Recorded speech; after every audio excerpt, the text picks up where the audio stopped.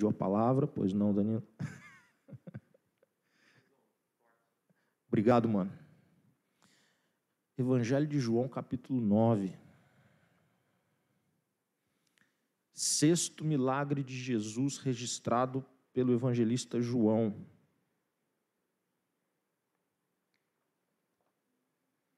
Hoje nós temos um desafio gigantesco, tá? E eu conto com a sua ajuda, porque o texto é todo o capítulo. Então nós temos aí um trecho grande para vencermos hoje, e eu sei que você não se importará de participar de uma vigília hoje. Eu tenho certeza que Deus está falando ao seu coração, nós fazemos uma boa vigília. Não é isso não, irmãos. Mas é verdade que nós vamos meditar em todo o capítulo. Nós já temos meditado no Evangelho de João. Se você tem acompanhado os sermões anteriores, você já sabe disso. Nós temos meditado debaixo de um tema. Qual é o tema? Os 7 milagres de Jesus no Evangelho de João. Hoje nós vamos para o 6º milagre, quando Jesus vai curar um cego de nascença. E eu vou ler os 7 primeiros versículos, que nos dizem assim, João 9, de 1 a 7. Enquanto caminhava, Jesus viu um homem cego de nascença. Seus discípulos perguntaram, Rabi, por que este homem nasceu cego? Foi por causa dos seus próprios pecados ou dos pecados de seus pais? Jesus respondeu, nenhuma coisa nem outra, isso aconteceu para que o poder de Deus se manifestasse nele. Devemos cumprir logo as tarefas que nos foram dadas por aquele que me enviou. A noite se aproxima, quando ninguém pode trabalhar. Mas enquanto estou aqui no mundo, eu sou a luz do mundo. Depois de dizer isso, Jesus cuspiu no chão, misturou a terra com saliva e aplicou-a nos olhos do cego. Em seguida disse, vá lavar-se no tanque de Siloé, que significa enviado. O homem foi, lavou-se e voltou enxergando. Amém. Imagine a cena. Jesus caminhando com os discípulos, Jesus tinha um ministério itinerante, ia de um lado para o outro, de uma aldeia para outra, de uma cidade para outra. E eles passam perto, e tem um cego, possivelmente mendicante, um pedinte, e os discípulos fazem uma pergunta a Jesus, uma pergunta teológica. Ele é um cego, e ele era conhecido, esse cego era um cego conhecido, e a pergunta é, ele é cego por algum pecado, por algum erro que ele tenha cometido, ou ele é cego porque os pais dele cometeram algum tipo de erro ou pecado, e ele foi amaldiçoado? Essa é a pergunta dos discípulos. E ela reflete o entendimento daqueles dias a respeito desse assunto. A doença física, ela era sempre relacionada ao pecado. Fosse da própria pessoa, fosse de gerações anteriores, uma maldição hereditária. Quando a pessoa tinha uma limitação desde o seu nascimento, isso aumentava, aprofundava ainda mais a questão. E a pergunta e a curiosidade dos discípulos é essa. Eles especulam o motivo porque aquele cego o motivo da cegueira daquele homem. Eles querem saber a causa da cegueira. Mas Jesus, quando responde aos discípulos, não dá muita bola para isso, apesar de respondê-los. Jesus diz, nem uma coisa nem outra. Não é nem por causa dos pecados dele, e também não é pelos pecados dos pais dele. E Jesus sai da reflexão sobre a causa e os conduz para uma outra reflexão, o propósito daquele sofrimento. Ao invés de continuar permitindo uma especulação sobre as causas do sofrimento daquele homem, ou da limitação daquele homem, Jesus responde, nem uma coisa nem outra, isso aconteceu para que, motivo, propósito, o poder de Deus se manifeste nele.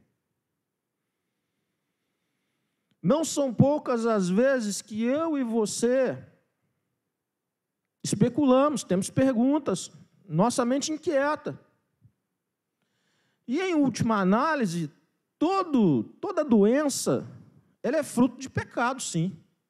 Do pecado lá de Adão. Se Adão não tivesse pecado, ninguém ficava doente. De fato, há uma relação entre doença, seja ela qual for, limitação física, seja ela qual for, com o pecado, mas não o da própria pessoa necessariamente, não muito menos o de uma outra pessoa. A Bíblia é muito clara nisso, em que Deus não imputa o pecado de uma pessoa, a consequência desse pecado a uma outra pessoa. Mas a Bíblia é bem clara de que quando Adão pecou, a maldição entrou no mundo. Você imagina Adão doente? Não, antes do pecado não era possível ele ficar doente.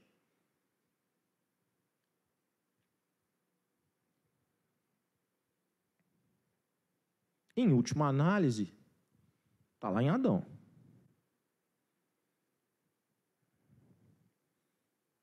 E é muito difícil ter resposta para algumas perguntas. É interessante também falarmos sobre isso.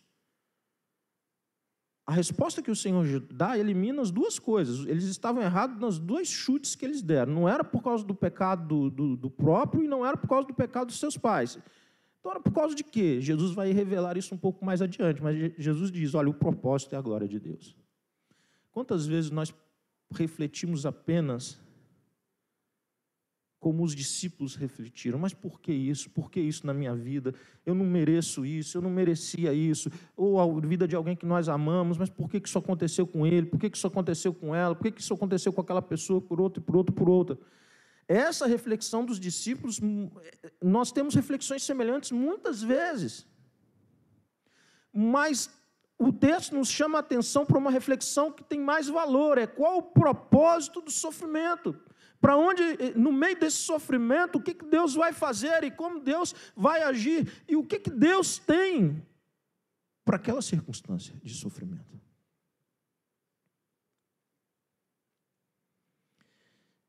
Ele avança na conversa e diz assim, devemos cumprir logo as tarefas que nos foram dadas. Ao invés dele ficar fazendo uma análise teológica do sujeito, da causa da cegueira daquele homem, ele praticamente diz assim, vamos parar de especular sobre coisas que nós não temos controle algum e vamos, de alguma forma, agir em benefício dele. Os discípulos queriam especular sobre, Jesus quer abençoar a pessoa. E o que ele faz? Ele faz uma lama, um lodo, uma lama, com saliva e terra, aplica aos olhos do cego, manda o cego se banhar num tanque, numa piscina, chamada Siloé. O cego obedece, vai, e ao banhar-se é curado do seu mal, da sua cegueira. Nessa altura, Jesus já era... Os líderes religiosos, em especial os fariseus, estavam à procura de colocar Jesus numa situação difícil, numa saia justa, de desacreditar, de tirar a credibilidade de Jesus.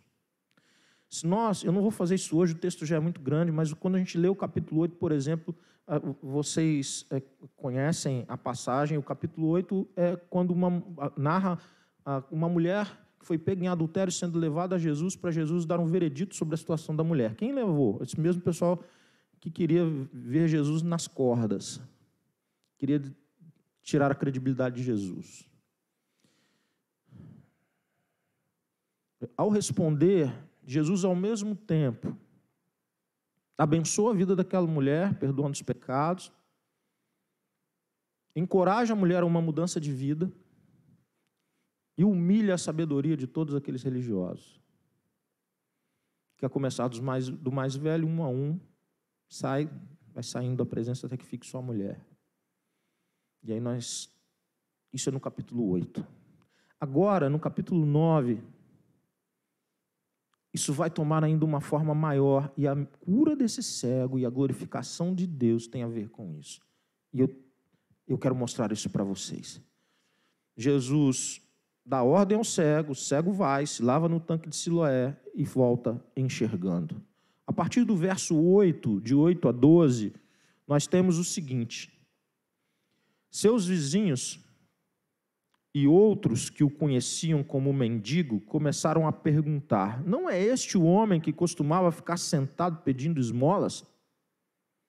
Alguns diziam que sim, e outros diziam: não, apenas se parece com ele. O mendigo, porém, insistia: sim, sou eu mesmo. Quem curou você? Perguntaram eles. O que aconteceu? Ele respondeu: o homem chamado Jesus misturou terra com saliva, colocou em meus olhos e disse: vá lavar-se no tanque de Siloé. Eu fui, me lavei, agora posso ver. Onde está esse homem? Perguntaram. Não sei, respondeu ele. Agora é a repercussão da cura. Ele não foi curado? Foi curado, e agora começa a repercutir a cura dele entre as pessoas. E alguns duvidando: não, ele é parecido com aquele cara, mas não é aquele cara é cego de nascença, não pode ser ele. Não, é ele mesmo, não é. Vão e perguntam para ele, falam: sim, sou eu. Mas o que aconteceu? E ele explica certinho o que tinha acontecido. E ele se refere a Jesus como um homem chamado Jesus.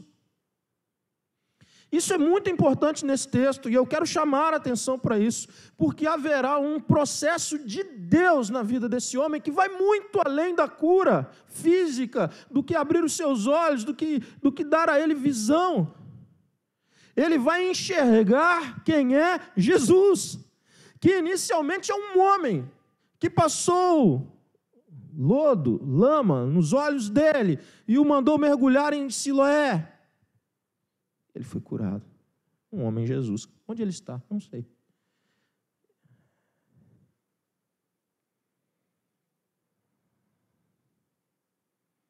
É interessante que é difícil, esse texto é revelador nisso. Como que a obra de Deus na vida de alguém é difícil de ser aceita, né? Nem olhando a pessoa e a pessoa dizendo que tinha sido curado, ainda há ceticismo, ainda há incredulidade.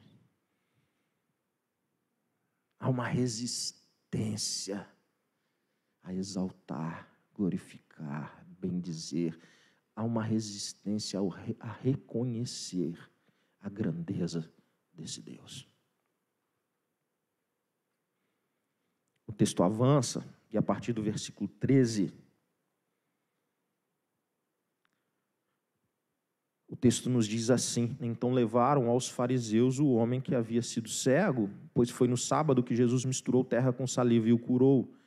Jesus não era fácil, irmãos. Olha o dia que Jesus foi fazer isso. Tinha a semana inteira para fazer, gente. Faz no outro dia. Não servia para Jesus. Por que não servia? Porque além de curar o cego, Jesus queria confrontar uma estrutura religiosa que não cumpria os propósitos de Deus. Ele poderia ter curado o cego em qualquer dia, mas ao fazê-lo no sábado, Jesus quer realçar isso, Jesus quer revelar isso. Que aquele arcabouço, aquela treliça religiosa daqueles dias havia muito se desviado do propósito do Senhor. Eu tenho dito isso aqui reiteradas vezes, irmãos. E o convite que eu fiz agora há pouco para nós nos reunirmos aqui pela manhã aos domingos tem a ver com isso. Porque nós somos desse grupo de risco aqui. Nós somos pessoas ligadas a uma religião. Nós somos crentes, nós somos batistas, eu sou pastor, e nós nos envolvemos com a questão religiosa. E o grande risco de quem se envolve é fazer as coisas repetidamente, mecanicamente, sem perceber os motivos, o propósito e a essência, e era exatamente isso que havia acontecido ali.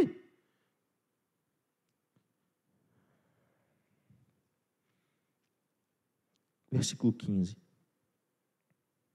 Os fariseus encheram o homem de perguntas sobre o que havia acontecido, e ele respondeu: ele colocou terra com saliva em meus olhos, e depois eu me lavei e passei a enxergar. Alguns dos fariseus disseram: esse homem não é de Deus, pois trabalha no sábado. Outros disseram: mas como um pecador poderia fazer sinais como esse? A cabeça dos caras ficou um trevo. E havia entre eles uma divergência de opiniões. Os fariseus voltaram a perguntar ao homem que havia sido cego: o que você diz desse homem que o curou? Ele deve ser profeta, respondeu o homem. Esse tempo entre a cura e agora, quando é levado aos líderes religiosos, esse tempo foi um tempo que ele, refletindo sobre tudo o que tinha acontecido, agora ele se refere a Jesus não mais como um homem. Ele repete o modo como operou-se o milagre, igualzinho, ele explica de novo, e ele diz: foi assim, assim, assim. Mas agora, quem você acha que é esse homem? Esse homem é um profeta, esse homem é de Deus, esse homem é um santo de Deus. E os líderes religiosos primeiro reagem contrariamente. Eles dizem: não, esse sujeito não pode ser de Deus, porque ele violou o sábado, ele curou o sábado. Não podia, irmãos, fazer de fato mexer na terra. Não era possível, diante do código paralelo que havia sido criado, trabalhar no sábado com terra. Então, quando Jesus pega a terra e mexe com ela e põe nos olhos, alguém já logo diz: aí, está errado, tem um ponto da lei que foi ferido, isso não é de Deus. Pouco importa a situação do homem, pouco importa a mudança na vida dele, pouco importa o que estava acontecendo com aquele homem. É mais fácil olhar para uma regra fria da lei e dizer: quem fez isso não pode ser de Deus.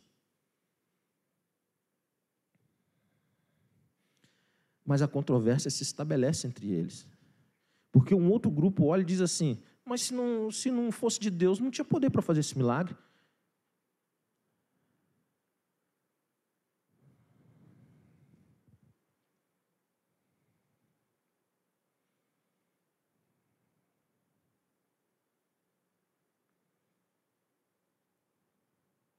O apego, irmãos, o apego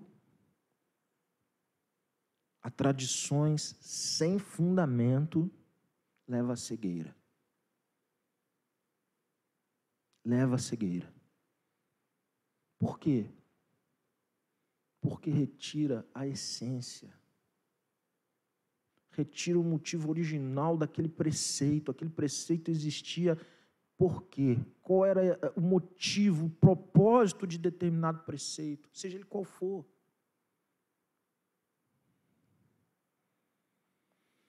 Eles criaram, os fariseus criaram um código à parte, chamado Mishnah.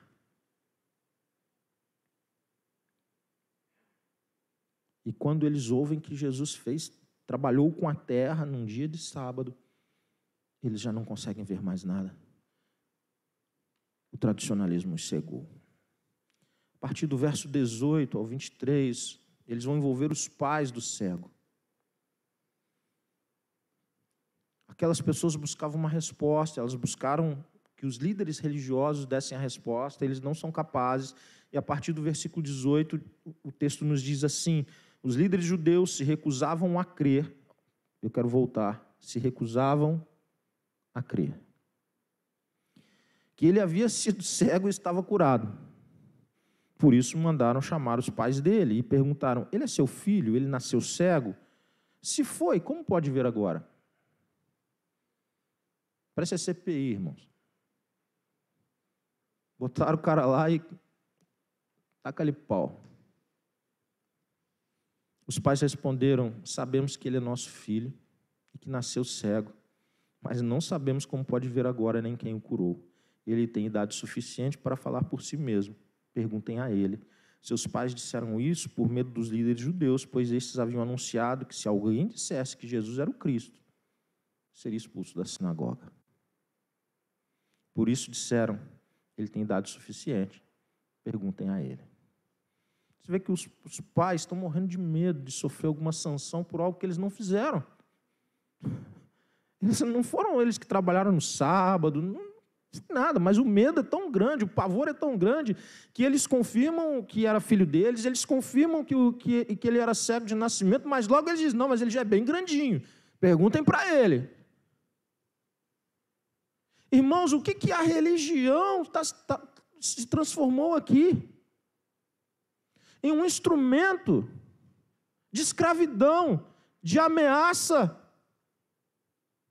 de medo.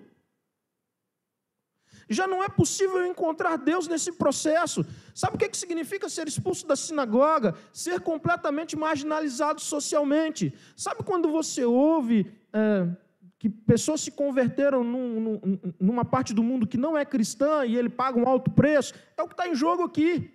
Ele seria colocado de lado, ele seria preterido.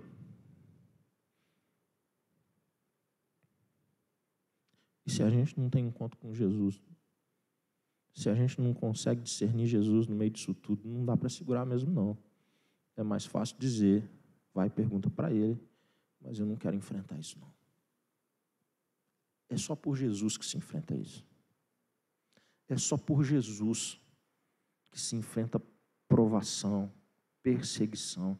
É por amor e gratidão a Jesus. Isso vai ficar muito claro agora, quando nós avançarmos para a conversa que o próprio cego vai ter de novo com os líderes religiosos. Não o cego, mas aquele que fora curado. Os pais não sustentam. Os pais temem a estrutura religiosa. Os pais temem os fariseus. Os pais temem. E eles não nos envolvam com isso. Me deixem fora disso. Eles têm receio. E eles não assumem uma postura ao lado de Jesus Cristo. Mas o cego vai ser diferente. 24 a 34. Então, pela segunda vez, chamaram o homem que havia sido cego e lhe disseram. Primeira coisa que eles disseram: Deus é quem deve receber glória por aquilo que aconteceu, pois sabemos que esse Jesus é pecador. Qual que era a preocupação deles? Tirar toda a possibilidade que o mérito ou o crédito fosse dado a Jesus. Eu desqualifico Jesus. E quero que você faça o mesmo. Você não pode continuar a falar que esse Jesus fez alguma coisa, porque nós sabemos que ele é pecador. Então a glória não pode ser dada a ele. Deus é quem deve receber glória por aquilo que aconteceu, pois sabemos que esse Jesus é pecador. 25. O homem. Não sei se ele é pecador. Mas uma coisa eu sei. Eu era cego e agora vejo. Irmãos, essa é uma das frases mais fantásticas de toda a Bíblia. Porque ao mesmo tempo ela é direta, ela é um soco na boca do estômago.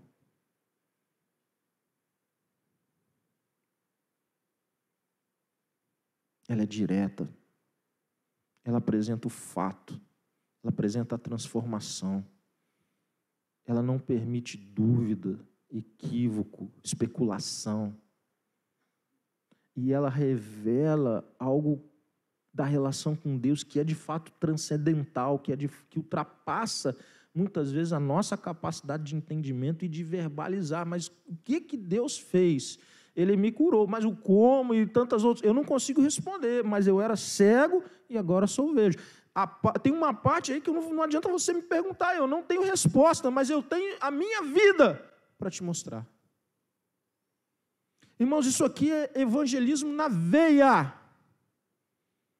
Isso aqui é testemunho de Jesus na veia.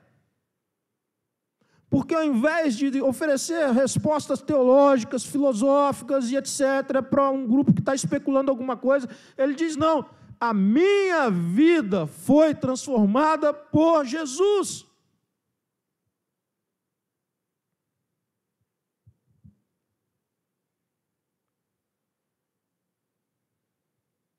Vinte e 26. Mas o que ele fez? Perguntaram. Como ele o curou? Você vê que o cego vai começar a perder um pouco da paciência dele. Eu já lhes disse, exclamou o homem, vocês não ouviram? Por que querem ouvir outra vez? E ele vai para cima. Olha a perguntinha que ele faz. Por acaso também querem se tornar discípulos dele? Irmãos, é coragem. Ele cansou de ficar na defensiva. Ele cansou daquela ladainha, ele cansou. Por quê? Porque quando qualquer religião sem Jesus cansa. Cansa.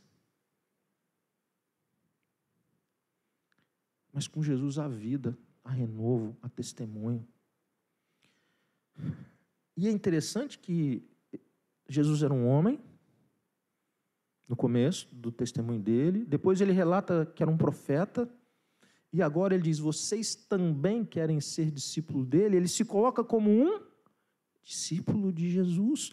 E isso vai ficar claro na resposta que eles vão dar a ele. Eles entendem muito bem que ele está se colocando, ele está assumindo o risco. O que os pais não fizeram, ele está fazendo com todas as letras. E até com um certo tom de ironia.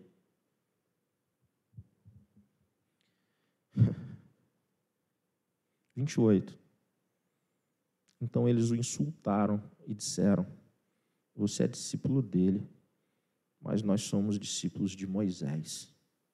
Sabemos que Deus falou a Moisés, mas nem sabemos de onde vem esse homem. Eles não eram discípulos de Moisés.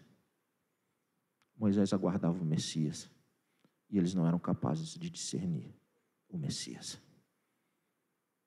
Eles eram muito cegos, cegados pela tradição religiosa. O homem que fora curado estava num bom humor extremo. Ele estava feliz da vida. Porque olha a resposta que ele vai dar agora. Perspicácia. Mas que coisa estranha.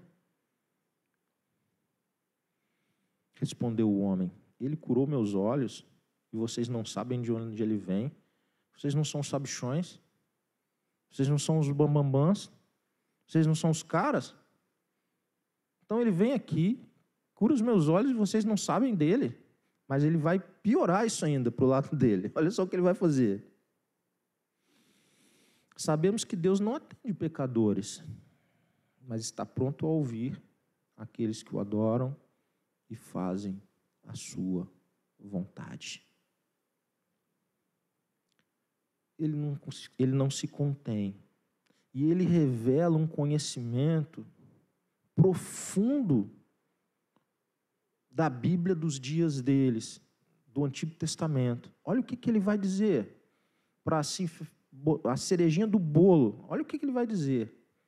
Desde o princípio do mundo, ninguém foi capaz de abrir os olhos de um cego de nascença. Não há nenhum registro em todo o Antigo Testamento da cura de um cego de nascença. Que coisa estranha. Vocês não conhecem, vocês não querem reconhecer, mesmo diante de fatos que falam por si mesmo. Nunca houve registro de alguém que foi curado de um mal como esse. E agora vocês querem desacreditar aquele que o fez. Eu sou discípulo dele. Quando falta argumento, e vai faltar, porque ele deu um banho, vai sobrar estupidez, violência, ignorância. Isso não é de agora.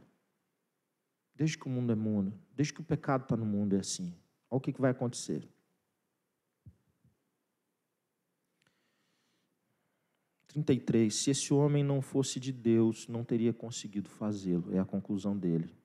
34. Agora eles vão tentar desacreditar quem? O próprio cego. E ao fazê-lo, enaltecem ainda mais a obra de Jesus. Eles dizem para o que fora curado, você nasceu inteiramente pecador. Por que eles acreditavam nisso? Por causa da cegueira. Eles estavam expressando, na mesma expressão dos discípulos no começo, ele é pecador por causa dele e por causa do pai dele. Então eles já dizem, você está falando assim com a gente? Quem é você? Você já nasceu no pecado.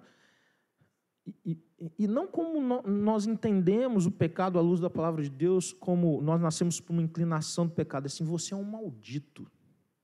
Você é amaldiçoado, quer ficar falando das coisas de Deus comigo? Quando falta amor, quando falta entendimento, quando falta clareza de onde está Jesus, é mais fácil repelir. É mais fácil marginalizar.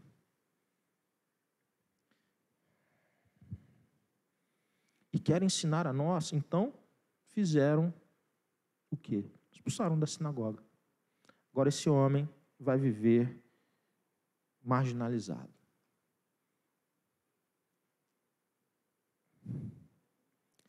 Você já ouviu falar que a obra de Deus é completa? Dá uma olhada no que vai acontecer a partir do 35. E eu vou para o final do texto e para o final da nossa reflexão. Quando Jesus soube do que havia acontecido, Jesus soube do que havia acontecido com o cego, com o que fora curado. Procurou o homem e lhe disse: você crê no Filho do Homem?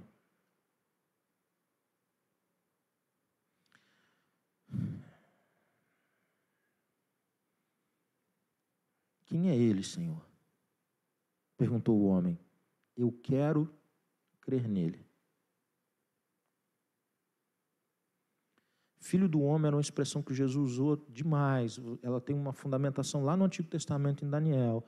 E a gente poderia tratar como com o mesmo significado de Messias ou prometido. Jesus gostava dessa expressão quando ele se referia a ele mesmo. A resposta daquele homem, ela nos ensina muito também. Ele já tinha se colocado como um discípulo de Jesus, ele já tinha dito que Jesus era profeta, ele já tinha assumido um preço, ele estava pagando um preço de ser discípulo de Jesus, de dar crédito a Jesus da boa obra na vida dele, mas ele não tinha respostas muito elaboradas ou sistematizadas, ou ele ainda não tinha ido para a classe dos catecúmenos, de doutrinas, chame do que. Ele não tinha isso ainda, isso não tinha sido oferecido a ele, mas ele tinha o quê? Uma experiência profunda com Jesus. Agora Jesus vai ao encontro dele para completar essa obra.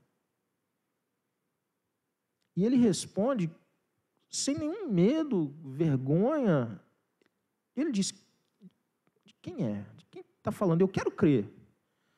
Jesus respondeu: você ouviu e ele está falando com você. Sim, Senhor, eu creio, declarou o homem. E adorou a Jesus.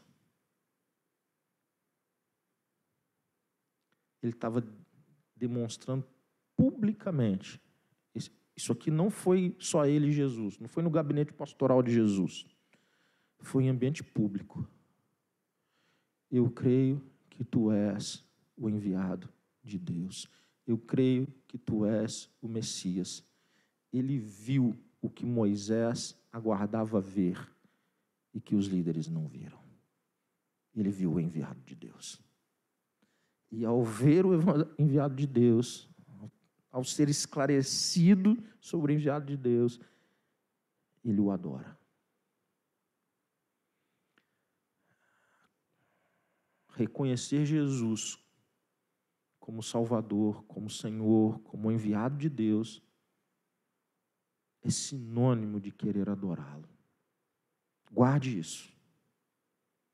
E toda expressão de adoração que não tem como fundamento Jesus é o meu Salvador, ela tem algum problema.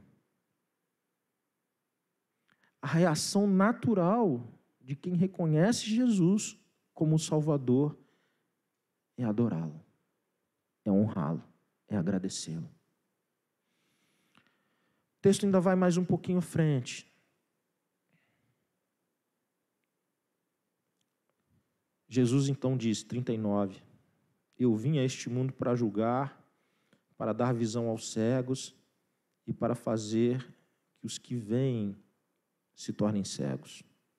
Alguns fariseus que estavam por perto, como eu disse, era ambiente público, aberto, o ouviram e perguntaram, você está dizendo que nós somos cegos? Eles levantaram para Jesus cortar, irmãos.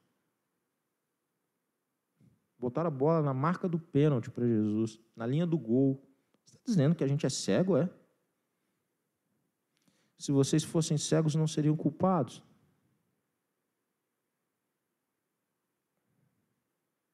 Respondeu Jesus: mas a culpa de vocês permanece, pois vocês afirmam que podem ver, mas não enxergam nada. Se vocês assumissem que não poderiam ver, vocês estariam em condição melhor do que quando batem no peito e dizemos: nós sabemos, nós somos, o mérito é nosso. Qual que era o problema daquele povo? É que não importava mais o que Jesus fizesse, não importava mais o que Jesus sinalizasse no meio deles, não importava mais o que Jesus ensinava e confirmava com seus milagres, nada mais importava. Por quê? Porque eles não queriam crer em Jesus. Eles não se rendiam a Jesus. Eles negavam. Eles escolheram a incredulidade. E o cego? O cego via mais que todo mundo. Ele foi curado da sua cegueira física. Ele foi curado da sua cegueira espiritual, exatamente ao ter humildade para ouvir, obedecer ao Senhor. Quero terminar a minha fala. Tem muita coisa nesse texto e eu vou dar uma enxugada bem boa assim. É muito interessante esse desfecho da conversa, porque você tem salvação e condenação no mesmo cenário, na mesma cena. Você tem um homem que é exatamente a confirmação quando Jesus fala assim: eu sou a luz do mundo. Agora eu vou confirmar para vocês, nunca curaram um cego de nascença, não há registro disso na história, agora ele está curado. Para confirmação dessa verdade, para ilustração dessa verdade, eu sou a luz do mundo. E o modo como Jesus escolhe fazer remete lá à criação da terra. Eu estava lá quando tudo foi criado, eu crio e eu recrio, e eu estou dando vista a ele agora, porque eu sou a luz de um mundo em trevas. Segunda consideração. Cuidado com a religiosidade vazia. Ela pode enganar muitas pessoas. Ela pode agradar muitas pessoas, mas ela é incapaz de agradar a Jesus Cristo. É preciso ter relacionamento com Ele. É preciso reconhecer a grandeza dEle. É preciso reconhecer a obra que Ele faz. É preciso reconhecê-lo como o Salvador, como o Messias, como o enviado. É preciso reconhecer que toda boa obra da nossa vida veio dele para nós.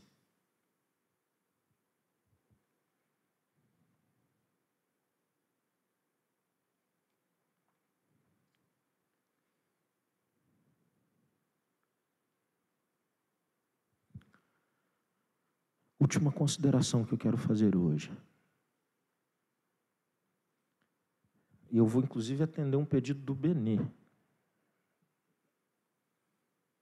Quero convidar o Ministério de Louvor para vir aqui à frente.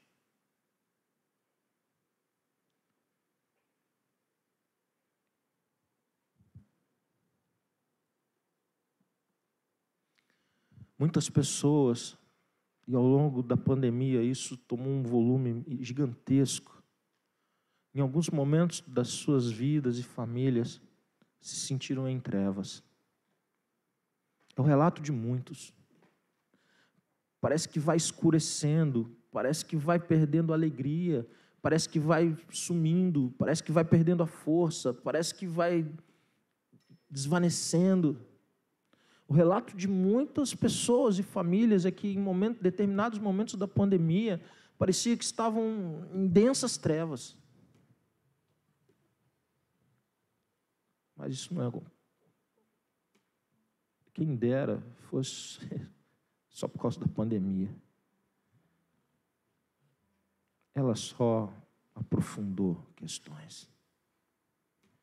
A verdade é que se nós, por um segundo, por um instante, deixarmos de reconhecer a Jesus, as trevas vão se formando ao nosso redor.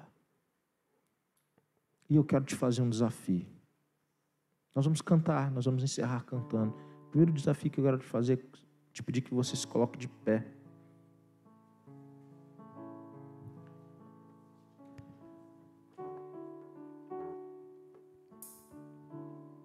E eu quero que você, enquanto canta, você pense em qual resposta você quer dar para Jesus hoje. Se a resposta da fé, da obediência, de ir lá no poço, na piscina, no tanque e se banhar, mesmo não fazendo nenhum sentido. Se a resposta que você quer dar hoje é dizer, eu quero ser como esse homem que foi curado. Eu quero dar testemunho de quem fez a obra na minha vida. Eu tenho falhado nisso. Eu tenho me amedrontado. Eu tenho me acovardado. Eu quero abrir os meus lábios com ousadia para dar glórias a Jesus. Ou finalmente você possa hoje estar pensando assim, mas eu nunca soube que Ele era o Filho do Homem. Essa verdade hoje está diante de você. Essa verdade hoje está diante de você, como estava diante daqueles líderes religiosos. Escolha crer. Escolha entregar-se a Jesus. Escolha confiar em Jesus. Nós vamos cantar e depois nós vamos orar juntos.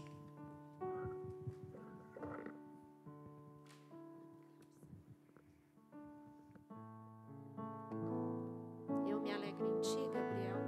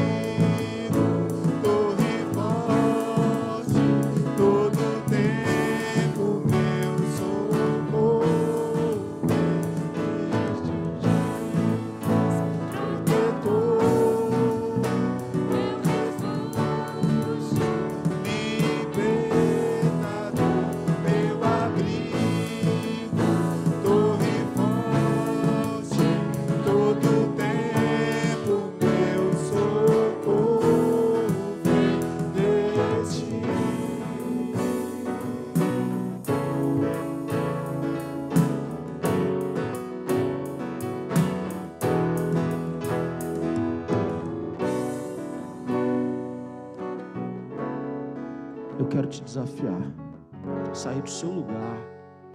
Você que quer dar uma resposta diante de Deus, para nós orarmos juntos aqui. Se essa palavra fez sentido para você, se você se viu nessa palavra, se o Espírito do Senhor falou contigo, onde você está, do jeito que você está, na sua condição hoje, quero te convidar a sair do seu lugar e vir aqui à frente. Tem alguém que deseja fazer isso para nós orarmos juntos? Sai do seu lugar agora, vem aqui, vamos orar juntos aqui.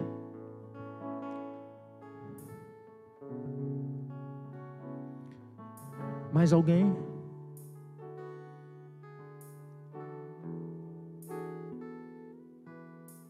Venham, podem vir.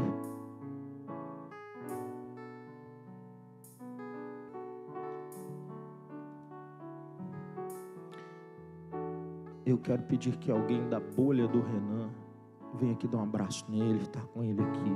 Eu quero pedir que alguém da bolha da Karine fique com ela aqui.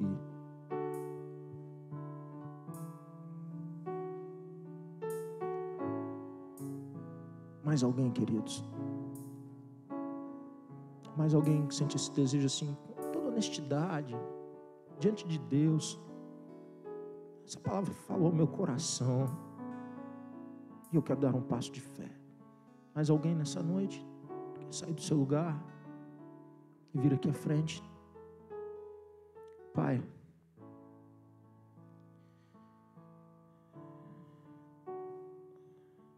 por misericórdia, nos livra de uma religiosidade vazia, Deus, oca, sem Jesus. Porque é terrível, Deus, não reconhecer aquilo que o Senhor faz. Por graça, por misericórdia, não dar honras a Ti, não glorificar o Teu nome, não Te exaltar, não Te bendizer. Livra-nos disso, Deus. Livra-nos a todos de misérias como essa, de transformarmos o ambiente religioso, o ambiente das relações de uma igreja, de uma comunidade de fé,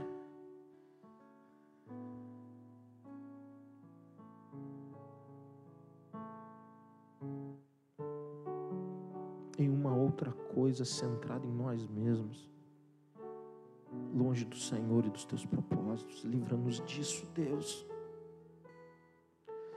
E muito obrigado, Pai, porque o Senhor veio ao encontro àqueles que em muitos momentos viveram e estão vivendo densas trevas na sua existência, com dificuldade para entender a Tua voz, discernir a Tua voz, com dificuldade para tomar decisões, sem saber para onde caminham, sentindo isolamento, sentindo tristeza, medo, trevas. Deus, muito obrigado, porque o Senhor Jesus é aquele que vem ao nosso encontro, e não apenas, Deus, para tirar as escamas dos nossos olhos e nos dar vista, mas para nos salvar. É aquele que se importa quando nós somos preteridos, quando nós somos colocados para fora do ambiente religioso. É exatamente esse Jesus que vem ao encontro e acolhe, abraça e se revela.